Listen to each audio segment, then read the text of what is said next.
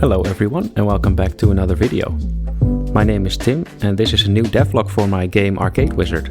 Today I want to showcase a new enemy, a new environment, and I also want to talk about a new level structure that I will implement in the future. Before we get into the rest of the video though, I want to showcase some comments from the last video that made it to the Trello board. So the first comment that made it to the Trello board was a comment by Video Row TV about adding a bat enemy that siphons health. I think this will fit great with the stuff that I will be showing today, so thank you for the idea. The second idea that made it to the Trello board was an idea by Piers about adding knockback to the enemies that are hit by the bomb. I think this can be interesting because the enemies will be spread out more, so the player has to think about where the bomb explodes and has to maneuver around the enemies. And another idea that made it to the Trello board is about the enemy that will ram into the player. I think I will add a mini-boss like this that will have this ram-like behavior, so thank you very much for the idea. Moving on. The enemy I made this week was the ghost enemy. I was thinking at first about using the existing Reaper sprite for this enemy, but I thought it would be fun to introduce a new one. The Grim will get its own features later on.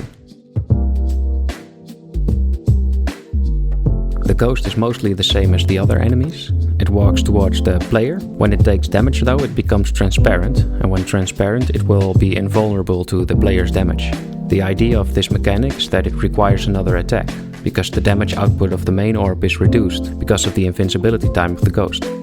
This is why I want to introduce a new damage over time ability later on in the game, which will end up dealing damage even after the first hit. This way the player can counter the ghosts strategically. Along with the enemies, I started working on a complete new set of levels for the game. To do this, I recolored the tiles into a darker shade and added a bunch of spooky props like dead trees and gravestone spawners. The idea is that gravestone spawners will only spawn spooky enemies like ghosts, skeletons and maybe even zombies. I think I will have to go back to the original spawners though to give them a dedicated set of enemies as well. This way the player can tell what to expect from the spawners when starting a level. After working on the new props and the new ghost enemy, I tested them out in a simple new test level. I really like the look of it. I think adding this new horror theme will give a lot of variation to the feel of the levels.